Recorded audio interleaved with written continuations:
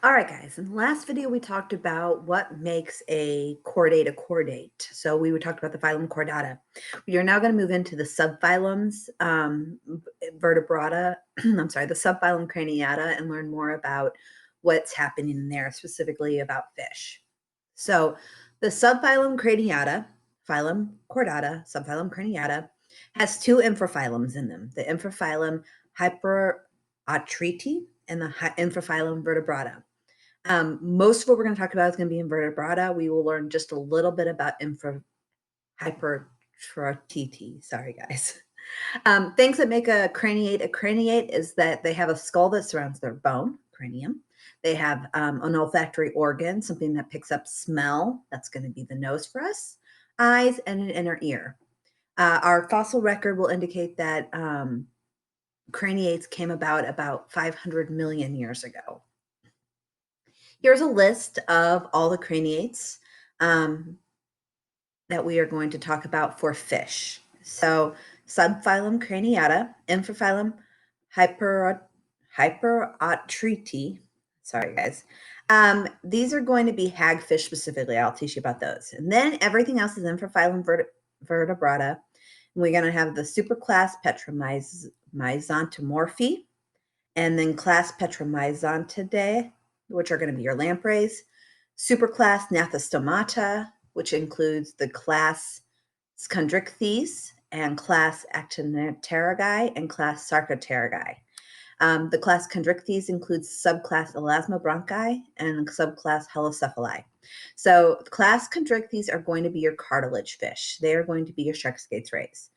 Class Actinopterygii are going to be your ray-finned fish. And pretty much if you think of a fish, you're probably thinking of an Actinopterygii, a ray-finned fish. Goldfish, perch, carp, etc. The class Sarcopterygii is going to be your lobe-finned fish, and these are going to be your lungfish and coelacanths. They're less common, and you may not think of them right away. So looking at our picture of the craniata, you can see we are now talking about these. Notice they call them agnatha and osteichthyes and chondrichthyes. Osteichthyes can be broken into the Actinopterygii and the Sarcopterygii. Osteichthyes are going to be bony fish. Chondrichthyes are cartilage fish, and agnatha are jawless fish, the hagfish and lampreys. So you can get a little idea of how these fit in here. All right, so let's learning about the hagfish, class Myxini. These are supported by cartilaginous bars. They have no bone in them. They have no vertebrae. They do have a notochord for the rest of their entire life. They have 4 pairs of sensory tentacles around their mouth. They have a ventrolateral slime gland, so ventrolateral sides of the front slime glands, and they are marine. They live in the ocean. What they eat is they're scavengers. They eat dead and dying fish, and they are most likely the most primitive craniates we know of. So this is what a hagfish looks like. They're kind of gross looking, but they're completely harmless. Here's where their slime glands are, ventrolaterally. Here are their sensory tentacles. Again, no spinal column at all. They do have the notochord and a little bit of cartilaginous bars to protect and support the head. This is what a hagfish looks like in real life. That's a picture of a hagfish. They have small eyes underneath the skin right there. Again, they live in the ocean. Their body electrolyte composition is very similar to the ocean. They are very salty fish, so that way they don't have to worry about trying to keep the right amount of water in their bodies. They can just live with the ocean. They're bottom dwellers. They live in cold marine waters. Again, they live in small invertebrates and dead and decaying fish. And what they do is with their non-jawed mouth, they actually pinch, like somebody gumming without teeth, pinch the decaying flesh in these chunks. And then they also will get into the softest part of the animal, the dead animal. So they will either burrow through the skin or the gills or even through the anus and eat inside the internal organs, because the scales of the external organs are going to be a little too hard to get through.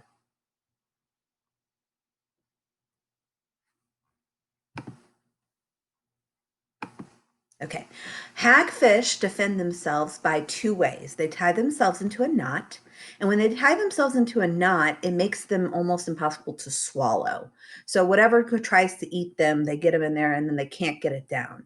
They also cover themselves with their slime, and that slime is extremely bad tasting. So even if something could get it in their mouth, then one, it's going to be hard to swallow, and two, it tastes bad. So they're just going to spit it out. And then they also just hide in mud burrows. Now, if we talk infraphylum vertebrata, where the vertebrae surround the nerve cord and provide axial supports, now we're actually talking about having vertebrae. The ostracoderms are going to be extinct. We have none of these around anymore. These are going to have a bony armor, and they were bottom dwellers. Here's some artistic renderings of ostracoderms. You can see they have kind of this bony front, and you can kind of see they have some crazy looks. All right. Class Petromyzontidae are going to be your lampreys. Lampreys, I think, are pretty terrifying, to be honest. They can live in marine and freshwater. Most are predators as adults. So they are going to filter feed as larvae. So they're going to just pick up any of the small stuff around in the water. But as adults, they are going to attack something and feed off of them. They're kind of like leeches, but they're the most terrifying large version of leeches. And we do have some of these in Illinois, specifically along the Mississippi River.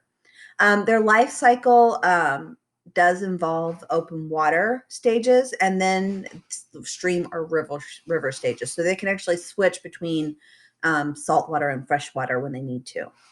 This is the mouth of a lamprey. Did I mention they're terrifying? I mean, they're terrifying. These are all little cartilage hooks that they will hook onto their prey. And then this is their tongue, and their tongue will scrape a hole in their prey so they can drink the blood of what they're eating. So they have really large eyes. You can't see that. There are large eyes on the other side. They can be freshwater and marine. Half of the adults are free living and do not feed. Other half are parasites, and they feed on blood and body fluids of other fish or other large animals too. They will attach to humans, but we tend to be able to pull them off. They all breed in fresh water. They have external fertilization, so the males release sperm, females release eggs, and then they get together in the water and make the larva. And when they're formed, they look a lot like lancelets. Remember those little tiny fish-looking things, until they change into this terrifying looking eel. It's not an eel, but so they have the disc-shaped mouth, and the disc-shaped mouth, they can hold on to the skin and they scrape a hole and they drink the blood in from whatever they're eating. They also will emit a chemical that is an anticoagulant. It'll keep the animal bleeding so they can keep drinking. When one of these attaches, they're going to drink until they are very, very full. And when they detach, the host may recover if they were already healthy. They may bleed to death, or they may die from infection because these things are pretty dirty. So like I said, they're kind of like large leeches. The thing is, leeches are actually a lot better. They are small, for one thing, and they don't have these scrapingness, but they can, of course, open you up. And they do have an anticoagulant to make you bleed. But they also have an anesthetic so you don't feel them attached to you, which is why you often don't realize you have a leech on you until you have touched it. And they also have an antibiotic so you don't die of an infection. We use leeches for places where we need to reestablish blood flow, like if you had an amputation of some sort. If the blood vessels have been cut, they may not want to attach right. And so the leeches can help encourage blood flow with their anticoagulant while not allowing for any kind of infection. Lampreys hurt. They're large. They're going to probably eat and drink enough to kill you, although you're going to know they're there, so you're going to take it off. And the other fish won't be able to. And they have nothing to protect you from infection. So they are terrifying. So here's the life cycle of a lamprey. You have your young lamprey, and he is in the ocean or migrating to the ocean. In the ocean, he's going to live by eating larger fish, sucking on. Then as they get older, and they get much larger. They go into the freshwater stream and they return for mating, where they will release the egg and sperm, and the egg and sperm will get together and make a zygote. And then the babies will grow and then go back out to the ocean. Superclass gnathostomata are going to be jawed fish. They have a jaw. So these are going to have jaws from their pharyngeal arches. Pharyngeal arches were things that go around the gills that would have kind of moved forward the first set to become the jaws.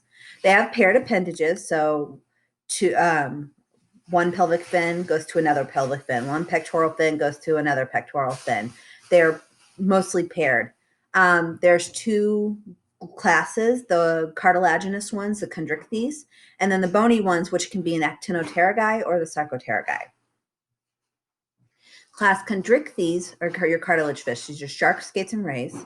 They have placoid scales. These are going to be kind of teeth-like scales. Now, when you think of a shark, you don't usually see a scale. And the reason why you don't usually see a scale is because they're actually embedded in their skin. These also have no bone at all. They only have cartilage. Subclass holocephali are going to be ratfish. These are going to be things that you may not see very often. They're not something that are very common. They diverged away from the other chondrichthyans about 350 million years ago.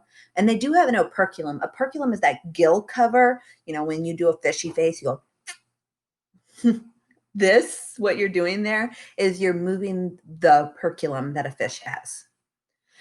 This is the cartilage that you can see. So the cartilage is a flexible, lightweight material made of cells surrounded by a kind of a jelly fibrous protein, which is all that smooth stuff. And these are the cells. All chondrichthyes have jaws, skeletons made out of cartilage, paired fins. They are marine. They are carnivores. Some of them are scavengers, which means they eat things that are already dead. But so most of them are going to eat animals. They can have internal or external fertilization. So some sharks can be pregnant, and when we dissect the shark in class, you may find a pregnant shark. And some will have external fertilization, where external development. So the babies will grow, but then they will hatch an egg, lay an egg, and it will be in an egg case around some seaweed waiting to develop. This is their scales. So like I said, they're teeth-like. You don't see them on the outside of there, but they're embedded in the skin. If you pet a shark, if you pet head to tail, it's very smooth. But if you go backwards, it feels like sandpaper.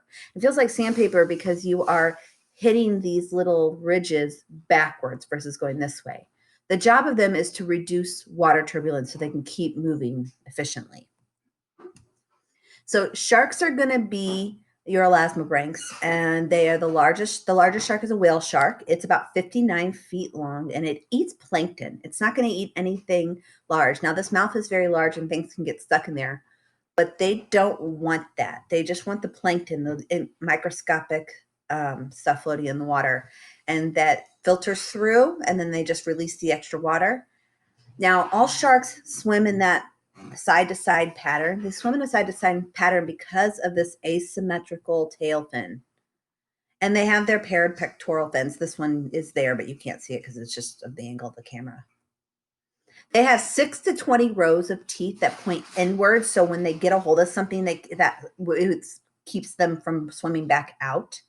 And as they bite things, these front teeth will break, and new ones along the back will conveyor belt forward. A shark will lose about 20,000 teeth in a lifetime. This is why you can easily find shark teeth on a beach. They need to have teeth to hold on to any large fish and mammals. They don't chew their food, though. They grasp on and then they thrash their body, and that tears their prey into bite-sized chunks. Sharks have an extremely good sense of smell. They have olfactory bulbs in their nostrils that detect the chemicals. This is like why one drop of blood would make a shark think that it's dinner time. They have a very well-developed lateral line system. A lateral line system is a series of holes along the sides of their body, really small, that feel vibrations. There's nerves underneath there, and they feel vibrations in the water. They have good vision, even in low light. They are very sensitive to electrical fields that are made by muscle contractions. Every time a muscle contracts, there's electricity there. And they do that by small pits scattered in their head. So if you're in shark infested waters, they tell you to not freak out and not thrash. Several reasons. One, when you get scared like that, you are producing pheromones, and because of their good sense of smell, they can pick that up. They are feeling all that thrashing through their lateral line system. And every time your muscles contract, they're releasing that electrical field, and they're picking that up with their things. And what they don't want a healthy animal. They want to pick off the sick and dying things. They really just want to go for the stuff that's almost already dead. So when you're thrashing, what you're doing is signaling, I'm in distress, I'm going to drown. And they think, yum, instead of just leave me alone. So if you can swim strongly, they will think you're a nice, healthy, large animal, and they will be less likely to want to eat you. Skates and rays are like sharks, as they are chondrichthyes, but they have a flattened body with paired wing-like pectoral fins and a whip-like tail. Rays have a diamond or disc-shaped body, and skates have a more triangular body. They are all bottom dwellers. They float along the bottom of the ocean, and they eat crustaceans and mollusks.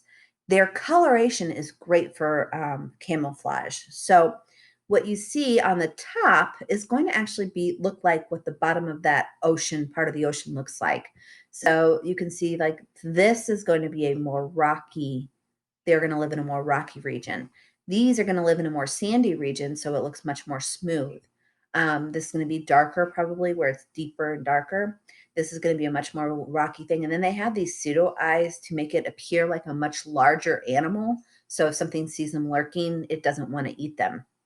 But when you flip them over and look at their bellies are white.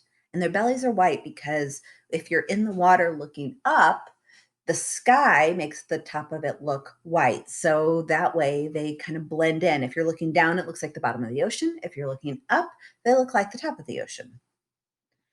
So here's class Chondrichthyes, and this is a Caribbean reef shark. Here is a blue spotted ribbon tail ray. Again, it's got that disc shape.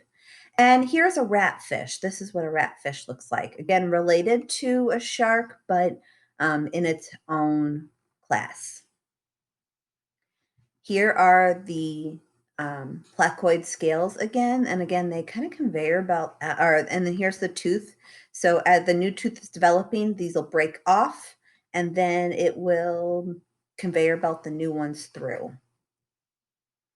We will pick up the bony fish in the next video. So in this video, we talked about the different types of orders in fish.